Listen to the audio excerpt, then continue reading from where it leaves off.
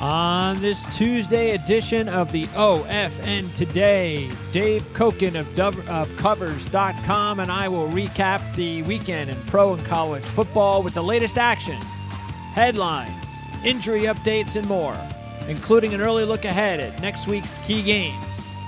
As the OFN Today on the Our-Lads Football Radio Network starts now.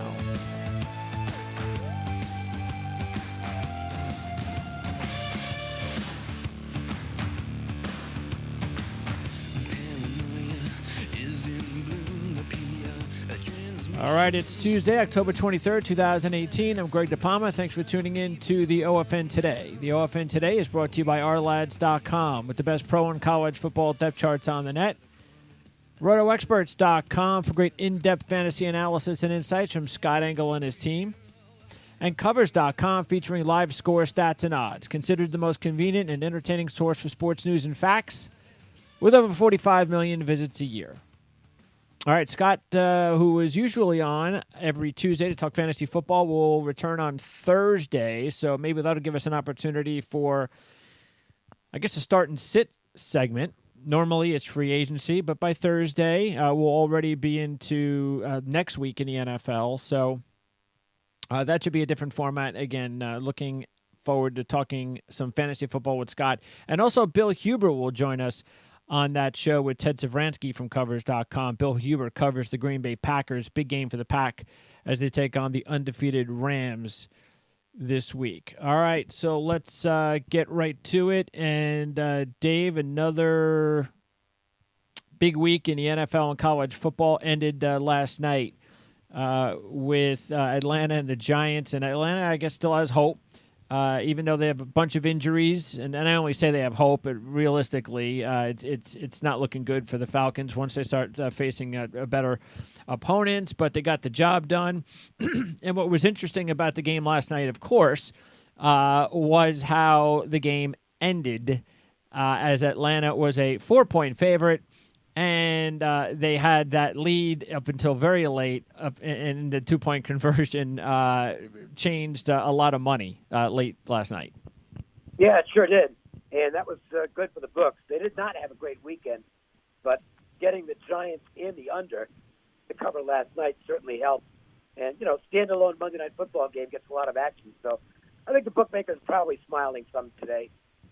Yeah, and it was really crazy how it happened, too, because you had, and by the way, if we go back to the 2-point conversion from the Giants, this is important to note because I've talked about this many times before, and we got an example of how, you know, you can call them lazy, you could just call them incompetent. Whatever you want to call them, but the analysts, especially Booger McFarland and Jason Witten, who should, I don't know if they should know better, but they are, look, they're former football players, so maybe, you know, you can give them an excuse for not really understanding some of the things that go on nowadays with statistics and such. But a couple of weeks ago, I forget which team it was, but there was a team that went for two in the same situation, and it was talked about how the reason that the coach did it was, statistically speaking, he had, I think it might have been Peterson, might have been Doug Peterson of the Eagles. But when you looked at it, they actually went over the whole chart as far as the percentages nowadays of how getting the 2-point conversion is actually something like over 50% now.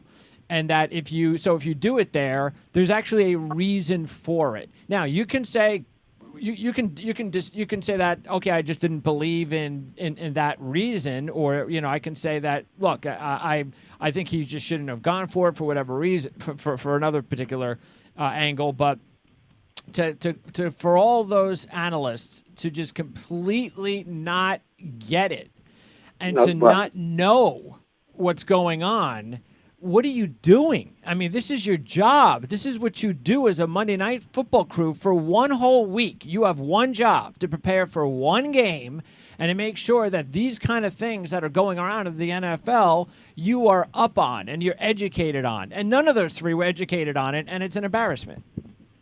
Well, they just don't want to embrace analytics. And, you know, you see it I always refer to. I don't know if you watch MLB Network and the High Heat show with Chris Russo. Yeah, I do. Okay, he is the worst baseball analyst in the history of baseball analysts. He's all his predictions are wrong. I get it. Well, not just that. He just doesn't get it at all. He's a guy who has watched thousands of games since the 1980s, but he's never really seen one. He just doesn't understand analytics at all.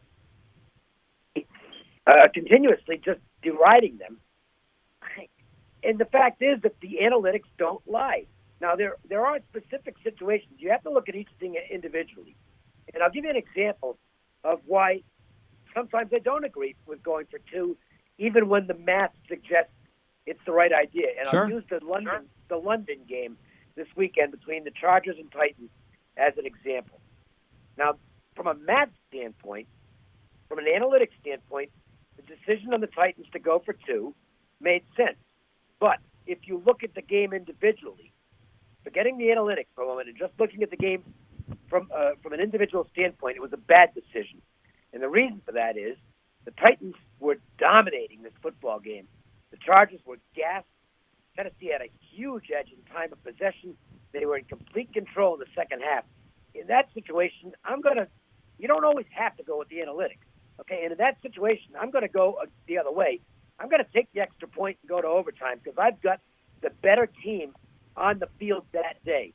And I'd rather take my chances with 10 minutes rather than one play. But by and large, the analytics don't lie. And last night, there was no problem whatsoever with Shermer going for two when he did. It made sense. Well, again, that's why that if you want to argue it and put up just like you just said, all right, well, you know what?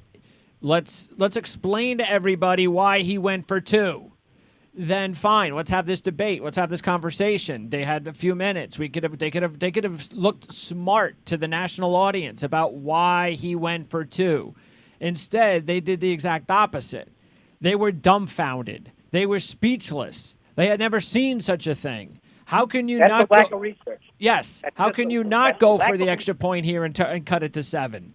I mean, are you paying it? I mean, again, yes, it's lack of research because why? Because they were former football players and they think they know it all. And they don't have to do any research. That's why. Well, and they get exposed Yep. for what they are. Maybe not with the masses because the masses, quite frankly, don't study that stuff.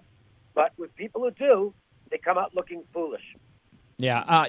Now I will say this, and I completely agree with why you said what you said about the Titans, because, again, every situation is different. And if you do have a team on the ropes, I completely get where you're coming from. I wonder if I am a head coach, and nowadays in the NFL, if I say to myself, especially after what happened to Justin Tucker, if I say to myself, you know, every time I'm in this position, I am going for two because I am not going to lose a football game on an extra point at the end of the game. I'm just not going to do it. You know, the thing is, there's no situation where every time applies. To me, you have to look at each situation individually and make what you feel is the best decision under those conditions. Well, I'm only saying because nowadays, like 5 years ago, of course, you're making the extra point. I mean, that's just nobody's missing an extra point 5 years ago. I mean, the thing is like a chip shot. But nowadays, we see field goal kickers missing 37, 39-yard field goals. I mean, it does happen. And so that's really what this is. I mean, it's a long extra point. And I'm not saying Tucker felt any pressure. It's just that it happens a little bit more now because it's a little further off. Now, you also have some of the conditions that take place at this time of year. That's why I'm saying as a head coach, you might just say to yourself, do I want to ever put myself in a position, even if I have a Justin Tucker, do I ever want to put myself in a position when I score that touchdown with 5 seconds left in the game where I'm going to just go to think that, okay, I'm going to overtime, but what if I miss the extra point? I might as well just go for the 2 because I've got a 50-50 chance anyway, and I don't want to lose the game on a missed extra point. I'll feel like a real big idiot. Yeah, although, in that situation, was there anybody on the planet who thought Justin Tucker was No, No, that's the point. That's it. It's like you don't. That's why you've got to either have that in your head going in, no matter what. This is what I'm going to do, or you're not, and then you do what you said, and that is I'm gonna weigh everything based on how things are going. If my offense is terrible that day, and I was lucky to score that touchdown, then and here's the other thing too. I thought that they should have changed their mind after the first failed one with the penalty, because that right there should have been a warning sign to them that, wait a second, if we didn't get that penalty, we would have just lost the game. You know what? Let's just kick the extra point. Let's just get it because we just tried it and we really didn't get it. I mean, sure, maybe the penalty came into play, but maybe it didn't. And I got to believe that the head coach is sitting there and the whole coaching staff is sitting there when Mariota's starting to run around in the backfield back there going, oh, my God, why did I just do that? Well, and here's the other thing. I think you've got to have your 2-point play. If you're going to go that route, you've got to know going into the game what plays you're going to run. True. And 2-point conversions, because it looked to me like the Ravens didn't have any idea what to run and ran a terrible – not the Ravens, the Titans. They ran a play that just wasn't going to work. Yeah.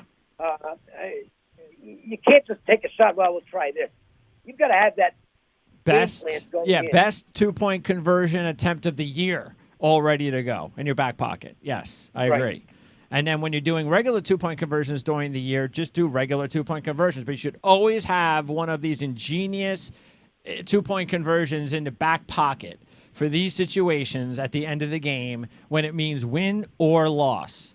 But yeah, I'll tell you, what surprised me the most was that Vrabel, of all people, how many times was he on the field in goal line situations, the linebacker playing on the offensive line for the Patriots and getting involved in some kind of a play? I would have thought he would have had a linebacker on the line of scrimmage calling a Vrabel-type play for a 2-point conversion. Instead, what they ran that was an easy defensive play for the Chargers and a nice win for them. And a tough loss for Baltimore. It was a great game, and for that game to be, they robbed us of overtime with those two teams, best offense, best defense. And look, it was one of those things too where I think if you look back at it, when there was about 3 minutes to go and they were up 2 scores, Baltimore, New Orleans had that 3rd and 8, and Drew Brees was able to get that first down out of his ass. When he scrambled, which he never scrambles because he's very inefficient scrambling, that was the play of the game because New Orleans was able to score and then score again and then took the lead. And it just shows you what a fine line that game was, that if they don't get that 3rd and 8 late in that third quarter, they ain't win that football game. I mean, that changed everything. No. And it turns out to be a big win for New Orleans. And, they've kind of, in a sense, become a team that nobody's paying much attention to right now because of all the noise the Chiefs and Rams are making, and of course the Patriots games against. But this Saints team, they're playing some really good football, and they're looking like a serious contender. Yep, and they've got the huge game, the game of the week on Sunday Night Football. It's a pick'em right now, the Saints and the Vikings. Vikings won last year, of course, on the miraculous Diggs touchdown pass. They also beat them in the regular season. Both wins were in Minnesota. Are you surprised it's a pick'em? No, the Vikings are starting to play really well. Their defense is getting better. No, actually, are you surprised that the Vikings aren't favored? They're at home. Oh, no. I mean, the Saints are playing really good ball. And I think the game's a complete toss-up right now. So, sure. No, I think that's good. I think that's a good number. Okay. Yeah, I'm actually leaning a little bit at this early stage of the week to the Saints. You've got the revenge situation, obviously. They just won a game that it looked like they were going to lose against a real good football team. I've been more impressed with the way that they've been winning games as opposed to the Vikings. The Vikings have definitely taken advantage. Look, the Eagles haven't been playing well. They can't beat anybody now except the Giants. And then, the other, the Arizona and the Jets. So I like that. I like the way the Saints are going there. And I also think that the Vikings need to get a little bit more healthier. The Saints are a healthy football team right now. The Vikings are not complete. Latavius Murray can have good games back-to-back against the competition they're going up against, but when they face, a team like the Saints, Latavius Murray, if he's the number 1 running back, he ain't going anywhere. So they need Dalvin Cook. They need Everson Griffin, who's their best sack defender. They had Sendejo out, Joseph out. So there was some. These Saints don't have anybody out. So that's kind of the reason why I think this is the way I'm leaning in. Did you have a lean either way, or still too early in the week for you? It's too early for me. I usually don't get into my NFL until later in the week, once those injury reports are out and more information has been digested, and I can assess the market a little bit. But it kind of looks like a game where I'm just going to be watching for fun. I think the Vikings are progressing, and one thing. Sure. The Saints are really going to have their hands full with this receiver tandem. I mean, Thielen and Diggs right now, it is tough to find a better combination. Thielen's just been absolutely amazing, and Diggs is still a tremendous big play threat. Yeah, I think it's all going to be about this. I think the Saints were very smart to go after Davenport. They did it. They got to get a little bit more pressure up front, and the defense is the best defense that they've had since their Super Bowl championship. And the Vikings' offensive line is their primary weakness on the team. So that's how you got to get the Vikings and Kirk Cousins. You got to force him into turnovers. He's turnover prone, especially if you can get in front of him. So that's something to watch. By the way, speaking of the Eagles, they're in London this week against Jacksonville. So once again, no London game where you get a battle of top teams, record-wise. So you get the 3-4 disappointing Eagles against the 3-4 disappointing Jags. Still a good matchup because one of these teams is going to more than likely be 3-5. And I think Jacksonville's in big trouble here. Talk about a team that needs to get a player back. They need to get Leonard Fournette back fast. I don't even know if that's going to do the trick at this point. They have no quarterback. You can't win in this league without a quarterback. And Bortles can't play, and Kessler's strictly a backup, and he's not even a good backup. And I think, based on some of the comments coming out of Sunday's game, I think you might have a fractured clubhouse. Oh, I think it's been like that for weeks. Yeah. Now it's really getting bad now. Yeah. It's really out in the open now, where the defense has no faith in the offense. And, what's happening is the defense now figures they have to be – this is kind of like in baseball when a pitcher – and I thought it was getting to Jacob deGrom for a while this year for the Mets, when he felt like he had to go out and be perfect every single start because he couldn't get any run. Yep.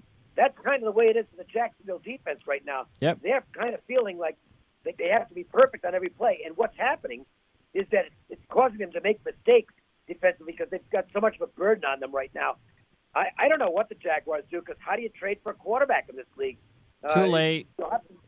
They had their chance. They should have traded for Bridgewater. They had their chance. No question about it. That's the team that should have traded for Bridgewater, not the Saints. The Saints were trading for an insurance policy. The Jags should have been trading for a quarterback.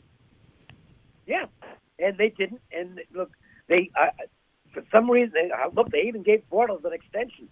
They saw something that nobody else was seeing, and they're the ones who kind of look foolish at this point because this was a team that came into the season as serious contenders, and at this point, they're not even good also, Rand. And they could be on their way to losing a lot of football games down the stretch. Yeah, I don't know if anything. Look, it is very difficult to go out there and trade for a quarterback at this stage of the season. It's not. I wouldn't say that nowadays because there are more trades in the NFL, especially since the deadline's been pushed back. We've got a week to go before the deadline. I don't know. I don't believe the Eli Manning rumors because that doesn't make any sense. I mean, Eli Manning is no good anymore either. So no, he can't. Eli Manning. I mean, he's throwing up some decent numbers, but if you watch the games, he's really not very good anymore. No, he's got no mobility. He never had it to begin with, and now he's old. So, I don't know. Maybe they can go out there and get themselves somebody, anybody, and that would be better than nothing. There's one guy they can go after if they choose to, and I think he'd be dicey at this point. But if they really think that a change of scenery would do Derek Carr good, and they want to eat that salary because it's a huge contract, I think the Raiders would be amenable to trading Carr because they are clearly building for 2020 and 2021 when they arrive in Las Vegas. The Raiders are basically the Philadelphia 76ers of the NFL right now. They're looking for draft choices and playing for the future. They don't care about the present. And by the way, I agree with what they're doing. because they weren't going to be contenders anyway. Absolutely. I know. Look, John Gruden is getting hammered in the media because of who he is as a personality. And now that he's back, now he's off the booth and onto the field, and he's making all this money, and everybody's jealous, and everybody wants to hammer him for it. That's the reason why as soon as something goes wrong or, John Gruden traded Khalil Mack. No, John Gruden did not trade Khalil Mack. McKenzie and the Raiders ownership traded him. Gruden had no question. Gruden was in on it, and Gruden definitely okayed it. And this was the whole idea about rebuilding. But John Gruden didn't come into the Oakland Raiders, and now he's all of a sudden the king. And he's Bill Belichick, and everything John Gruden says goes. Reggie McKenzie is a smart guy. Reggie McKenzie has done a good job with talent over the years. He's the guy who drafted Khalil Mack. He knows what he's doing. And so to just sit there and say it's all John Gruden, that's just being ignorant. That's just being lazy, and they just want to slam him. So I agree, though. It's about time they start giving him some credit, the whole group, because I think they got to steal.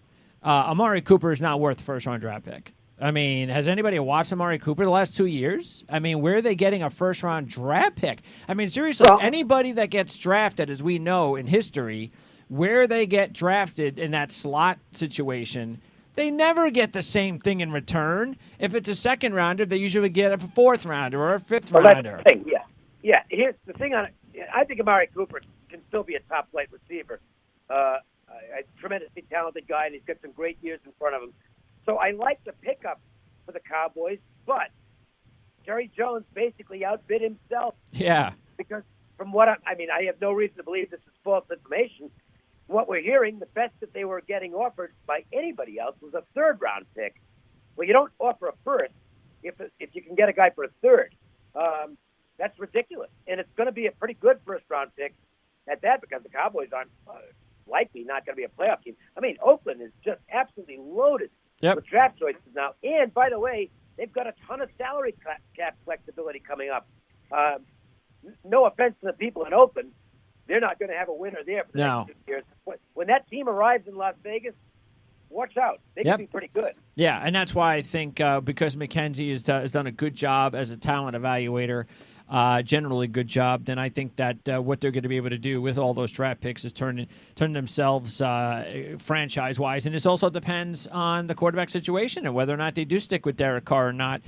He's going to have... I think they're going to go in another direction. Yeah, if he's not traded by the deadline, which is still probably not going to happen, but if he's not, then he's got a half a season to prove himself. So yeah, exactly. Either that, because if there's no return to what he showed a couple of years ago, I think they're going to be quarterback hunting come draft time.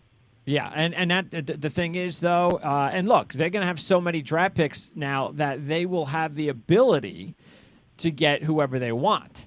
It just means how much do you want to mortgage to move up to what spot? Who knows? They might not have to move up very far.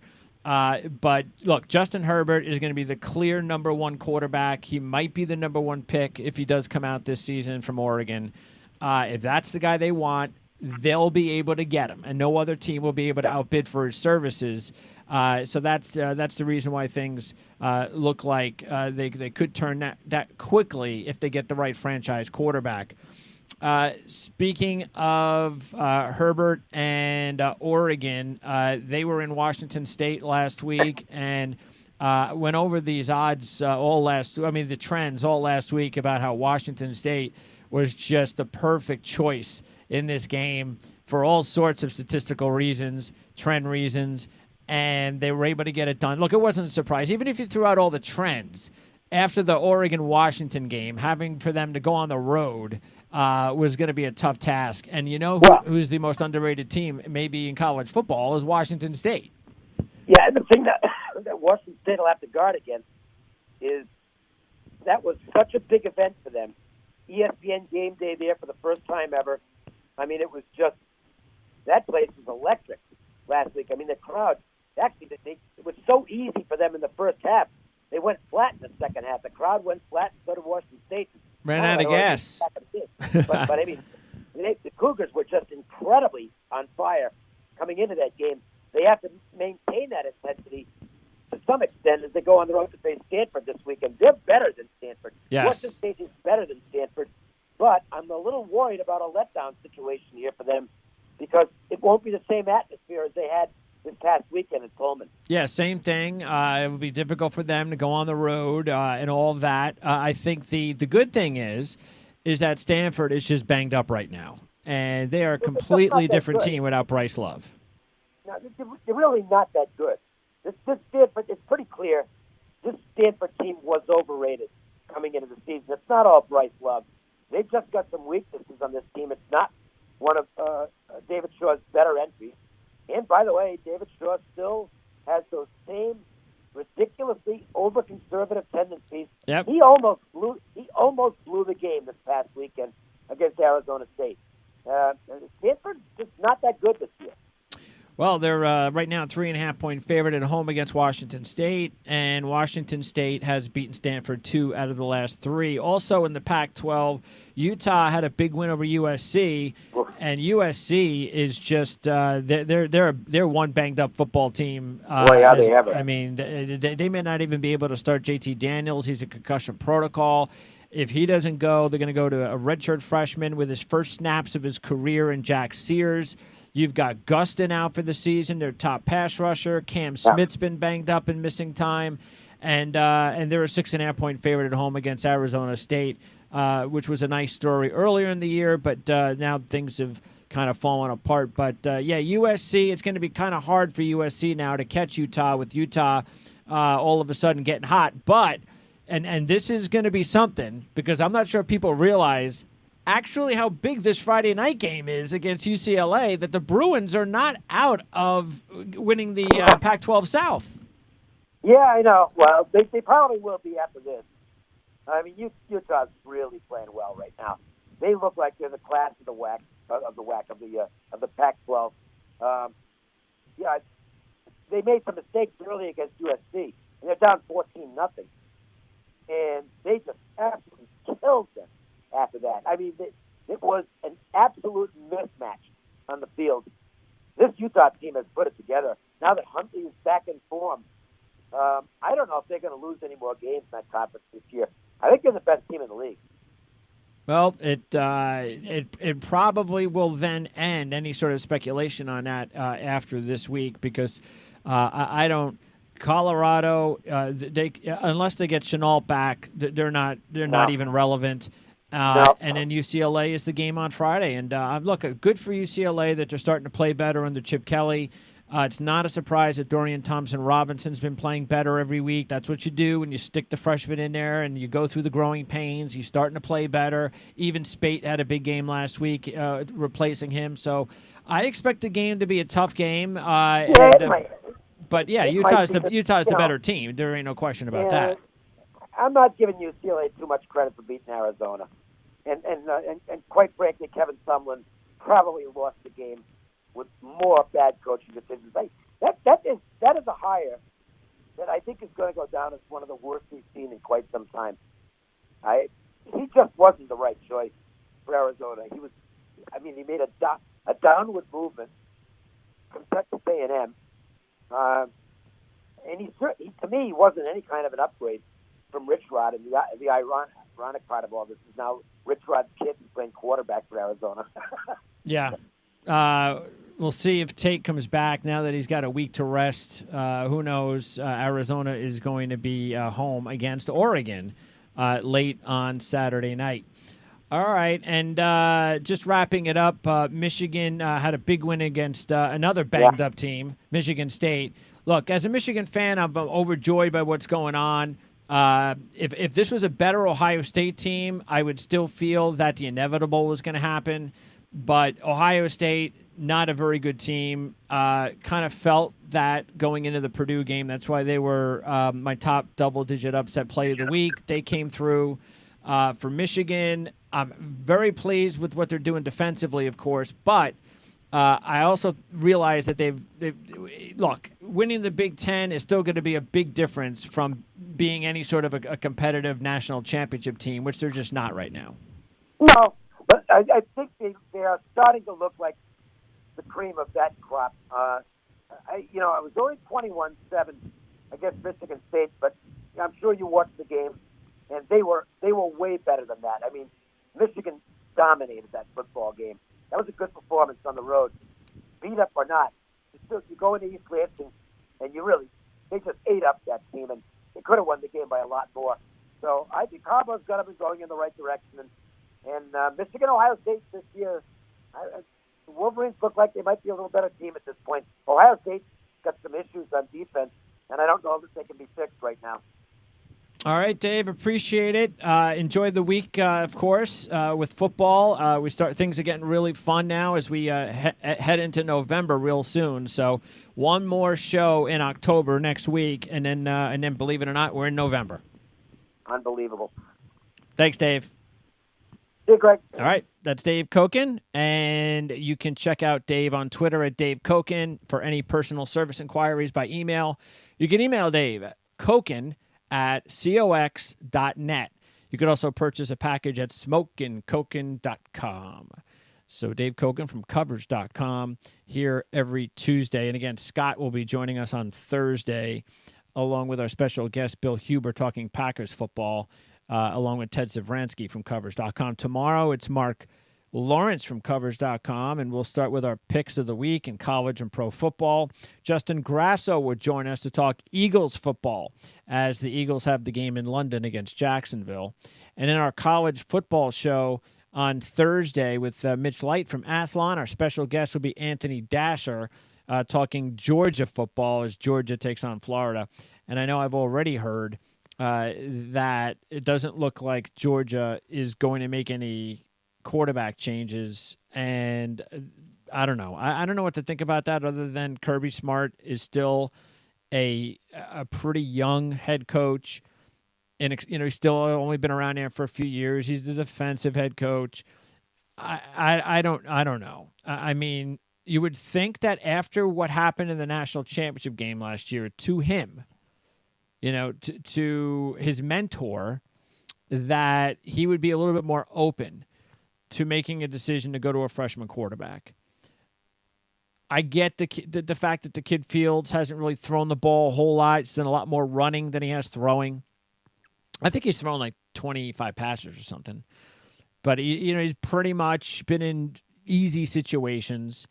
I don't care. I mean, seriously, did Tago wind up in big clutch situations before the championship game last year? No. He was in blowouts.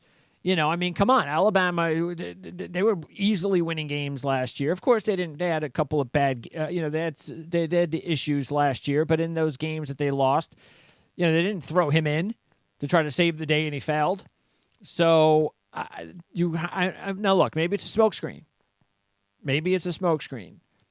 I would see what I would do is, especially, look, they've had an extra week to get ready for Florida and to get Fields ready.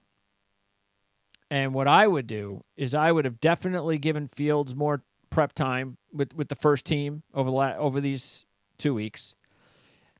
And if you want to start Fromm, I'm okay with that. But you had better give him a quick hook.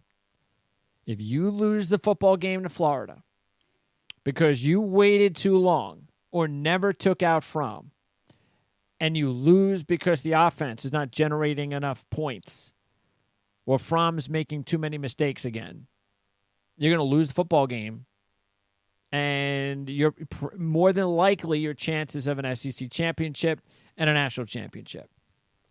Because, see, before Florida started to play better, it was easy to go, oh, you know what, Georgia could lose a couple of games, and still, all they got to do is get in the SEC championship game and win that, and who's gonna keep an SEC champion out of the top four, even if they have two losses? Well, nobody's gonna do that. Georgia will be in the top four. But now, if Florida beats them, it's over, because then Georgia won't. It's going to take Florida to collapse for Georgia to get past Florida, and so even if they only have two losses, it won't matter, because Florida will be playing in the SEC championship game, and there's no way Georgia, like Alabama last year, is going to get that kind of credit. So you better make the right call. And again, I'm okay with Fromm, go out there and prove yourself and do it early.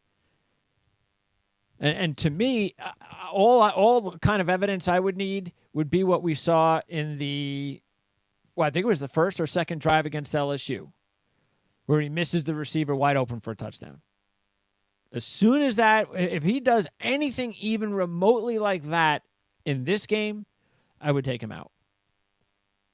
That doesn't mean I wouldn't put it back in, but I want to get Justin Fields in then. I want to give him a few series to see what he can do. Let's see what he can do. Okay, don't worry about how he's looked in practice. Get him on the field in a big game when the pressure's on. What kind of a player is he? Is he a player that all of a sudden elevates his game when the adrenaline is flowing? And he actually can be a better player when that happens. See, when you're as talented as Justin Fields is, you never know that until he gets into the game and into one of these spots. And it's silly to think that by seeing what he does in practice that you believe that you know how he's going to respond. Oh, well, if he's not playing well in practice, how can he possibly play well in game conditions against a very good defense when the pressure's on? Well, because it does happen. It happens a lot. A lot of players know how to get better production out of themselves when the pressure's on. And we'll find out whether or not Georgia has to, deal with that scenario or not. We'll see. We'll talk more about that with Anthony Dasher and, of course, Mitch on Thursday. And Florida, though, red hot. They've won 5 straight, both straight up and against the spread this season. Georgia, meanwhile, has dropped 3 out of the last 4 spreads, and they're a 7-point favorite. Wow. I mean, wow. I mean, the way they played against LSU, they're a 7-point favorite. The way Florida's been playing, okay. I'm kind of surprised by that. I mean, there's no way I'm taking Georgia. I'll tell you that right now. I got to think about whether or not I'm going to go with Florida, but I don't know why. How would you take Georgia here? Again, unless you knew Fields was going to play and you were going to roll the dice and you knew the kid and you had insider information about how he's looked in practice, and otherwise you're just gambling that he's going to play well.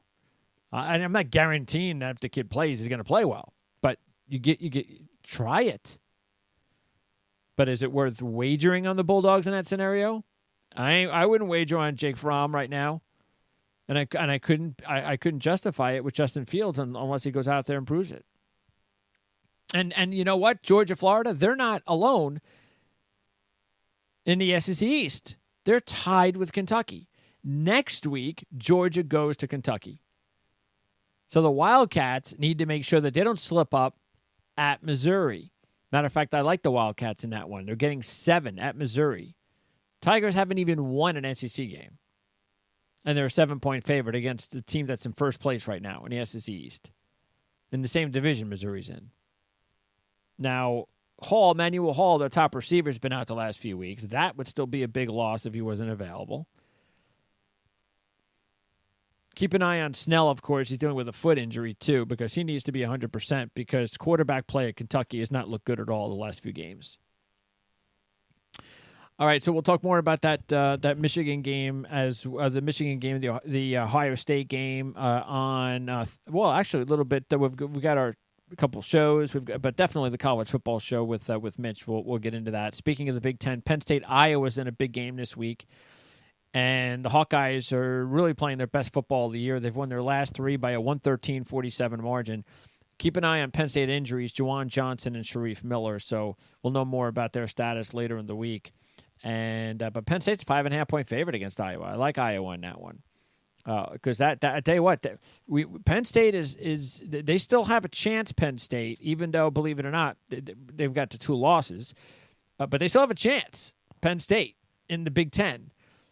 Because of the fact that if they beat Michigan next week and Michigan beats Ohio State, then Penn State would need one more loss from Michigan. So we'll see. I mean, it's possible.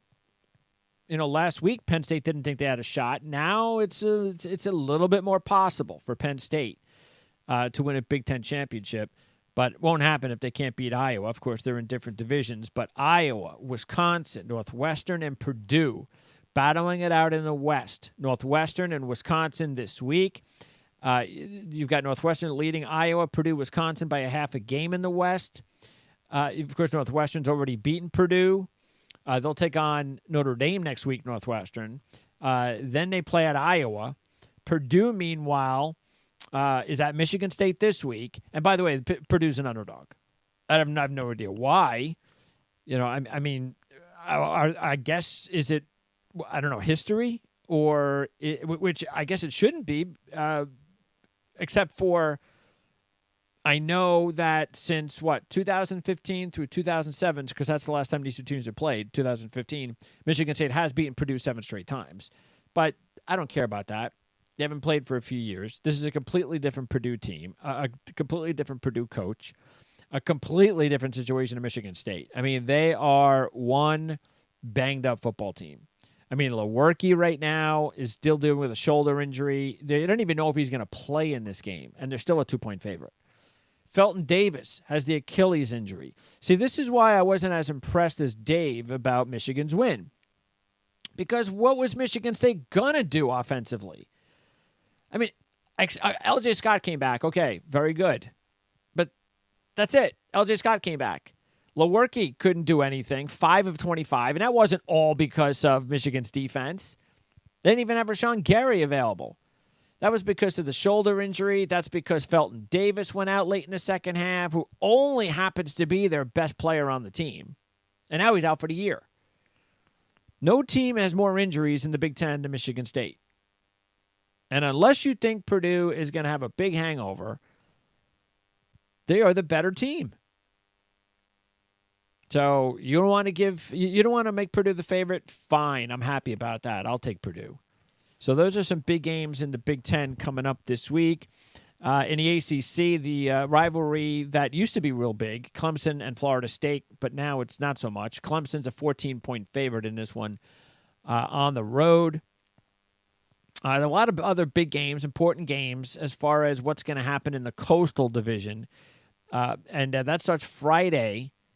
Actually it starts Thursday because you've got Georgia Tech, Virginia Tech. Virginia Tech leads the Coastal. They're the only undefeated team in the Coastal.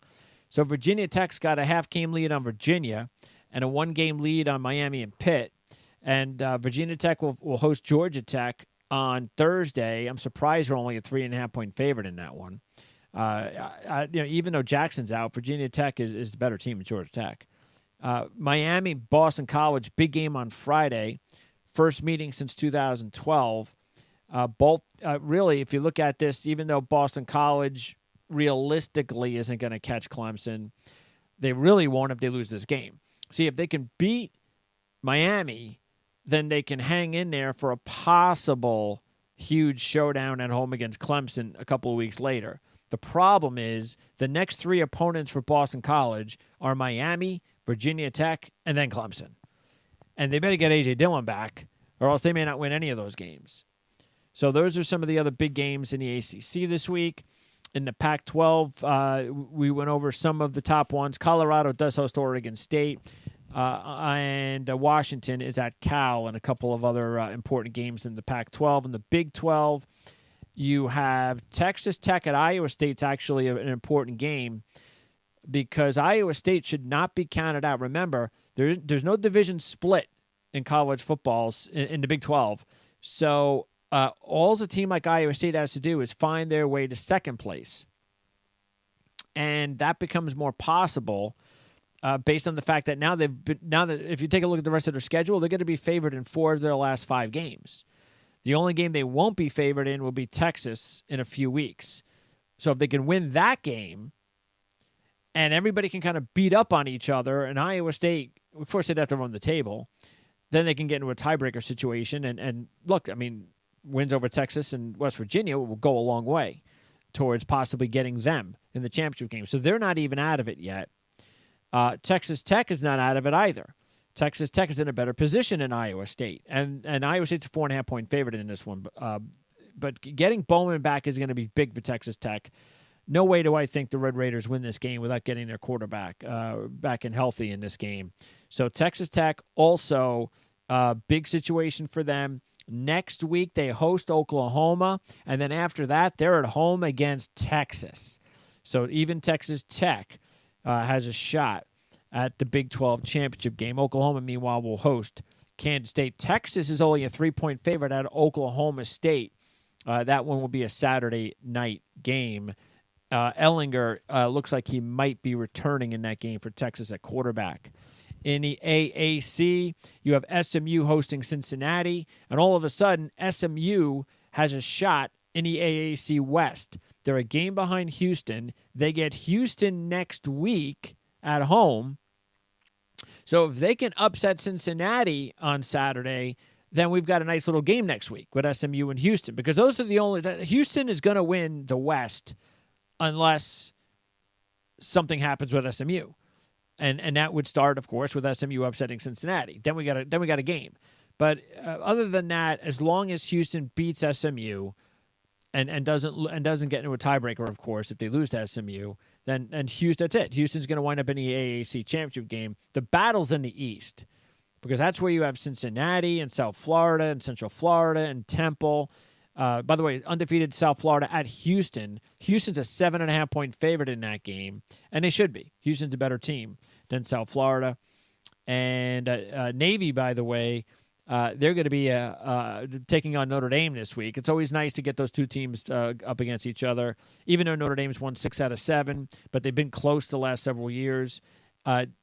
Navy has to have Malcolm Perry play, because they went downhill in the game against Houston when Perry left the game with the leg injury. He's their top rusher. They also need to make sure C.J. Williams is healthy.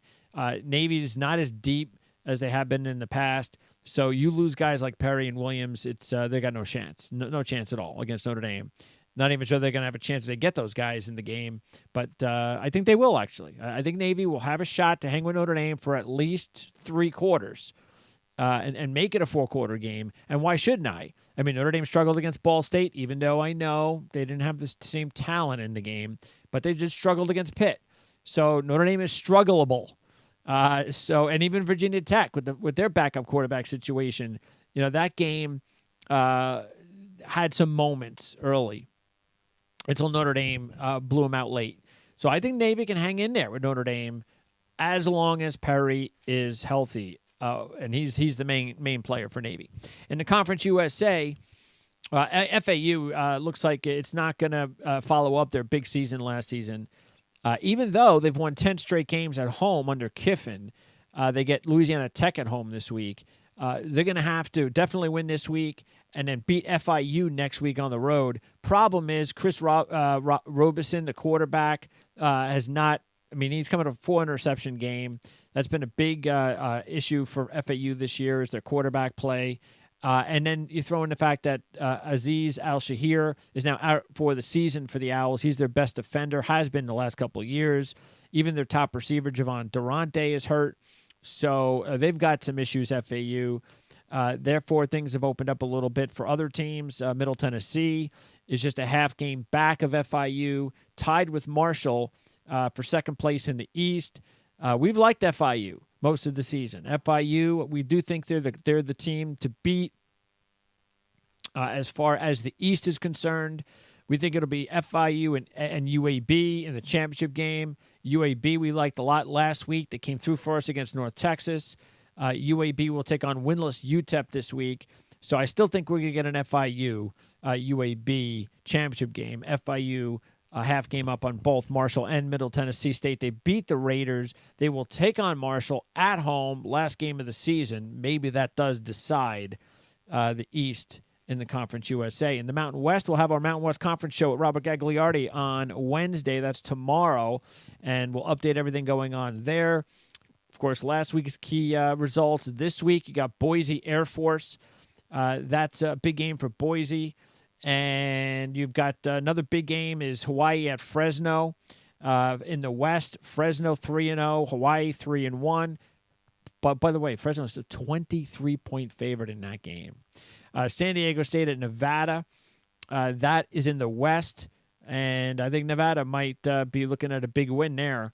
San Diego State's holding on for dear life. They barely beat San Jose State last week.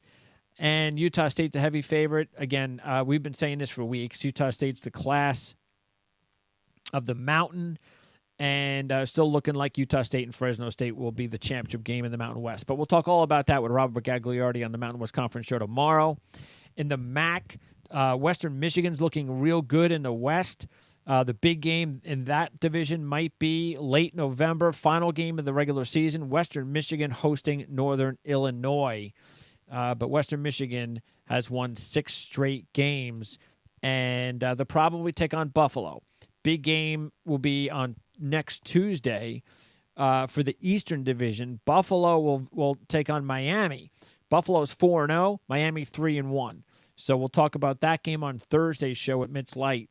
And if Buffalo takes care of business there, then it looks like Buffalo is definitely going to wrap things up more than likely. Even though Ohio still has a shot, Ohio will host Buffalo in several weeks. So Ohio needs to just maintain their position and see if they can pull off the upset against Buffalo. Even though I don't think it'll be a major upset. Buffalo, it'll be a road game for Buffalo. Ohio's a game and a half back of Buffalo in the East right now. So, but all they got to do is maintain course and then pull off the upset against Buffalo on November the 14th. But still looking pretty good for Buffalo, maybe possibly Western Michigan. But who knows? Northern Illinois always seems to come up with something. And the Sun Belt, this could be decided on Thursday night. Appalachian State and Georgia Southern, 2 rivals go at it. The East, the top teams in the East. The East is clearly the better division this year with App State, Georgia Southern, and Troy. So this is a big one, but App State has owned the series this year. So the last 3 years by a 92-29 margin. They've won all 3. Right now they're an 8-point favorite at Georgia Southern. So we'll talk more about that, of course, on Thursday as well with Mitch Light. And then in the NFL, Houston, Miami, Thursday night. So Brock Osweiler returns to Houston. Houston's on a 4-game win streak. All of a sudden, they're in first place in that division. We talked about Philadelphia and Jacksonville and London. Washington has an opportunity to go 5-2 when they travel to New York to take on the Giants. So that's a good spot for Washington. Seattle, Detroit's a nice little under-the-radar game. Both teams are playing pretty well, so that's a big game there. Detroit right now a 3-point favorite. Let's see. Cincinnati's trying to get back on the winning track after dropping 2 straight. They'll host Tampa Bay. Right now they're a 4.5-point favorite. Chiefs looking for 7 straight against Denver. They're a 10-point favorite against the Broncos. This is one of those games that looks too easy for me. That's it. It looks too easy. And it's because not only is Kansas City a much better team than Denver, but Vance Joseph is 0-6 straight up and against the spread as a road dog in the last year and a half. So why won't it go to 0-7 against the Chiefs, a team who's already beaten Denver this year? And again, as I said, 6 straight times. Baltimore is a 2-point favorite at Carolina. That's another very good game coming up later this week. The AFC North rivals, Cleveland, Pittsburgh, get together. I'm not sure you can even call them rivals right now because Pittsburgh has dominated this series, even though the game was tied week 1. I get that. But Cleveland hasn't won in, several years against Pittsburgh. The games have been close, but you know what happens when you worry about close games. Fact is, you got to win them. Indy could go to 3-5 because they're at Oakland this week. Green Bay and the Rams is, again, Bill Huber would be my guest on Thursday. That's a big game on Thursday night. Packers coming off the bye. Rams still undefeated. We'll see what the status of Cooper Kupp is for the Rams. And then, of course, we talked about New Orleans and Minnesota. New England at Buffalo on Monday night.